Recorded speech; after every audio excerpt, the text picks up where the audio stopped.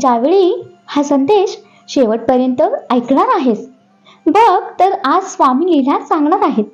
तुझे कष्ट आता संपणार आहेत. हा संदेश पुढे शेअर करताच अशक्यही गोष्टी शक्य होणार आहेत. आजचं जग असं आहे जिथं ज्याच्याकडे असेल हिंमत त्याचीच केली जाईल किंमत.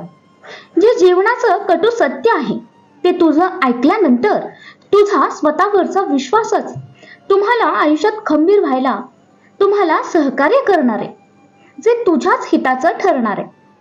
तुझ्या मनात इतरांविषयी जी काळजी आहे, आपुलकी आहे, जी माणुसकी तुझ्याकडे आहे ते प्रत्येकाकडे असेलच ही अपेक्षा करू नका. तुम्ही जसे आहात तसाच समोरचा असेल असं गृहीतच धरू नका. कदाचित तुम्हाला होणारा मनस्ताप वाचेल.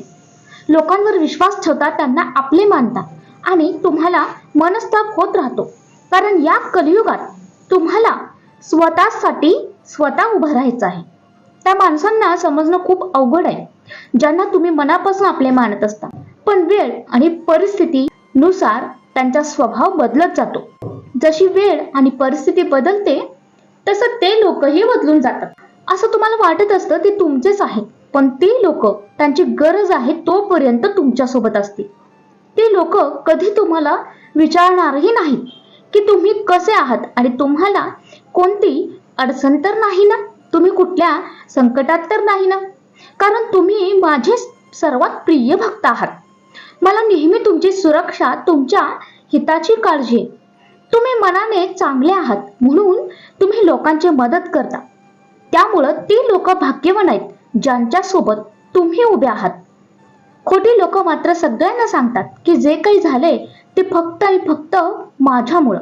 अशी माणसं तुला फार कमी भेटतील जी तुम्हाला तुमच्या आयुष्यामध्ये साथ देण्याचा प्रयत्न करतील, अडचणीमध्ये तुम्हाला मदत करतील आणि तुमच्या मेहनतीची दखल घेतील.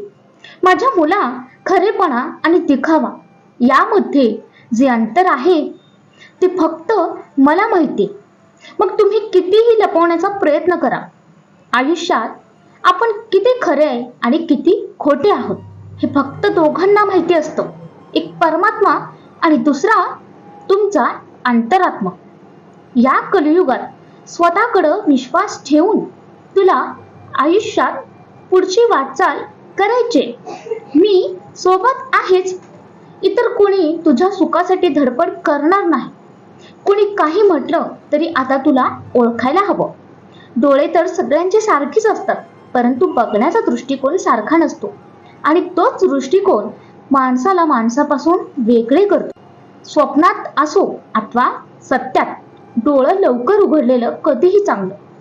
मान्य आहे चांगल्या गोष्टींसाठी वेळ हा लागत असतो, पण तीच चांगली गोष्ट तुमच्या आयुष्यामध्ये तुम्हाला इतरांपेक्षा वेगळं बनवत असते. बाळा, तुझी चूक नसतानाही जर तुमच्यावर अन्याय होत असेल तर समजून घ्या की अन्याय करणाऱ्यांचे चांगले दिवस काही वेळेपुरते मर्यादित आहेत. ते फार काळ टिकणार नाही. तुमची सहनशीलता हेच तुमचं प्रभावी अस्त्र आहे, जे प्रत्येक अडचणीमध्ये तुम्हाला सहज मार्ग दाखवेल. कुणाकडून काही अपेक्षा नाही केला तरच तुम्हाला आयुष्यामध्ये कुणासमोर कुठलंही स्पष्टीकरण द्यायची वेळ येणार नाही. हे सत्य जे तुम्ही टाळू शकत नाही. कुणी सोबत असो किंवा नसो, शेवटी स्वतः एकटेच असतो. आज तुला आयुष्यातील एक कटू सत्य सांगणार आहे, जे जाणून घेणं तुझ्यासाठी महत्वाचं असेल. या कलियुगात तुम्ही स्वतःला जेवढं मजबूत कराल तेवढं तुम्ही लोकांसाठी त्यांच्या दृष्टीने चांगले आणि कदाचित वाईटही ठराल. कुणाला महत्व द्यायचं आणि कुणाकडे दुर्लक्ष करायचं हे समजलं की जगणं सोपं होतं. आयुष्य बाळा वन वे सारखं आहे. मागं वळून पाहू शकतोस पण मागं जाता येत नाही. म्हणून प्रत्येक क्षण आनंदात जगा. यशाकडे जाणारा मार्ग हा नेहमी एकट्याने चालायचा असतो. त्यामुळं लोकांचा विचार करणं सोडून द्या. लोकांचे विचार हे तुमचा मार्ग थांबवणार नाही. कुणीतरी येऊन बदल घडवतील याची वाट पाहण्यापेक्षा स्वतःच त्या होणाऱ्या बदलाचा भाग होऊन बघ. आत्ताच्या परिस्थितीत साथ देणाऱ्यापेक्षा तुम्हाला पाय ओढून खाली पाडणारे अधिक आहेत. म्हणून त्या लोकांना वेळीच ओळख. विचार करून घेतलेला निर्णय नक्कीच तुमचं आयुष्य बदलू शकतो. कोणत्याही चांगल्या जागेचा शोध घेत बसण्यापेक्षा चांगलं हे आहे की तुम्ही त्या जागेला चांगलं बनवा जिथे तुम्ही उपस्थित असता. माझ्या मुला, लोक नावं ठेवतच राहणार. ते त्यांचं काम करत आहेत. तुम्ही सरळ आणि स्पष्ट बोलत असाल तर तुम्हाला एकच पुरस्कार मिळतो आणि तो म्हणजे तुम्ही भांडखोर आहात. वेळ लागला तरी चालेल, पण आयुष्यात काहीतरी बनवून दाखव. कारण लोक भेटल्यावर तू कसा आहेस हे नाही विचारत, तर तू काय करतोस हे विचारतात. तुमच्या नावाला नाही तर तुमच्या कर्तृत्वाला किंमत आहे. कर्तृत्व असेल तर आपोआप तुमच्या नावाला चकाकी येतेच. त्याला कुणीही थांबवू शकत नाही. दगडाचं काळीज असलेल्या माणसांवर जीव लावण्यापेक्षा स्वतःच्या काळजावर दगड ठेवून जगायला शिका. जीवन आहे तर स्वप्न आहे, म्हणून प्रवासात वेळ महत्वाची नाही तर जीवन महत्वाचं आहे.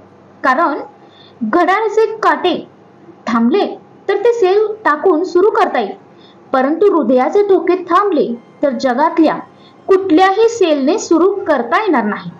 माझ्या बाळा, तुझ्या आयुष्यात आजपर्यंत तुला बऱ्याच संकटांना सामोरं जावं लागले आणि आजही तुझ्या आयुष्यात कितीतरी अडचणी आहेत. कौतुक हा खूप लहानसा शब्द आहे, परंतु कुणाचं कौतुक करायला मात्र खूप मोठं मन लागतं रे, जे कदाचित तुला शोधूनही सापडणार नाही. नेहमी हसत राहा, आनंदित राहा. ह्यासाठी नाही की तुमच्याकडे कुठलं कारण आहे म्हणून, तर ह्यासाठी की तुमच्या सुखाचा दुःखाचा या जगाला थोडा सुद्धा फरक पडत नाही. जग कधीच तुमच्या स्वाभिमानाची पर्वा करत नाही. माणूस कितीही चांगला असला तरी प्रत्येक जण स्वतःचा स्वार्थ पाहतोच, मग तो घरचा माणूस असो की बाहेरचा असो. इतरांपेक्षा वेगळं बनायचं असेल तर चेहऱ्याने नाही तर विचारानं, कर्तृत्वाने आणि संस्काराने बना. कारण माणसाचे चेहरे कधी ना कधी साथ सोडत असतात. पहिलं म्हणजे नात्यांमुळे दुःख येतं. नात्यामध्ये भांडण होतं किंवा अजून काहीतरी असू शकतं. बऱ्याच जणांना नात्यात धोका मिळालेला असतो, त्यामुळे ते दुःखी असतात. ते त्याच गोष्टीचा इतका विचार करतात की त्यांना त्या गोष्टीतून बाहेरच पडता येत नाही. दुसरं म्हणजे अनेक जण पैशामुळे दुःखी असतात. तुमच्या आयुष्यातल्या अडचणी, टेन्शन पैशामुळे असतात. काहींना काम मिळत नाही, काहींचं काम नीट चालत नाही किंवा काहींच्या कामात अनेक अडचणी येतात. मिळकत कमी आणि खर्च जास्त. जर का सहमत असाल तर संदेश परिवारात पुढे शेअर कर. अरे, नेहमीच तू माझे आभार मानतोस, पण आज मी तुझे आभार मानत आहे बाळा, कारण तू ऐकून घेतोयस.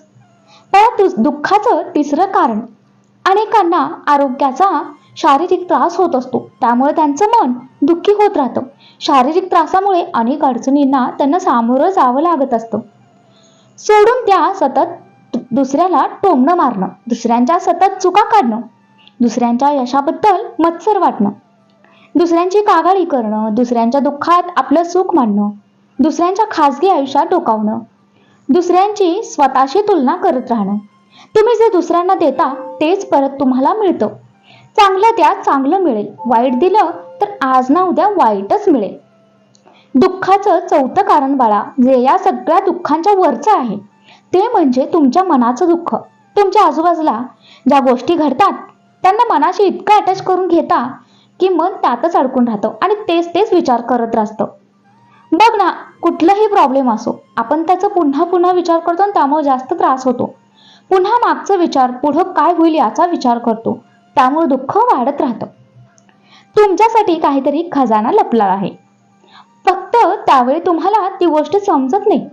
सगळ्यात महत्वाची गोष्ट म्हणजे प्रत्येक वेळी, प्रत्येक क्षणी विचारात अडकलेला असता. स्वामींना शरण आलात तर सगळं चांगलंच घडणार. प्रशंसा चारित्र्याची झाली पाहिजे, चित्राची नव्हे. कारण चित्र बनवायला काही दिवस लागतात, पण चारित्र्य बनवायला पूर्ण आयुष्य लागतं. देवळातला देव सहज ओळखता येतो, पण माणसातला देव ओळखायला पूर यावा लागतो. मग तो पाण्याचा असो अथवा भावनेचा. बाळा, परतावा जीवन समृद्ध करतो. म्हणूनच दुःख सोडून द्यावे. निर्माल्य बनून जातं. आनंद पेरत जावा, समाधान बनून राहतं. आजपर्यंत जी दुःख तुझी होती ती आता देवाची झाली. विचार नाही करायचा, कारण कालची दुःख तर आज निर्माल्य झाली. बाळा, हा संदेश तू ऐकलंस, मला समाधान मिळालं.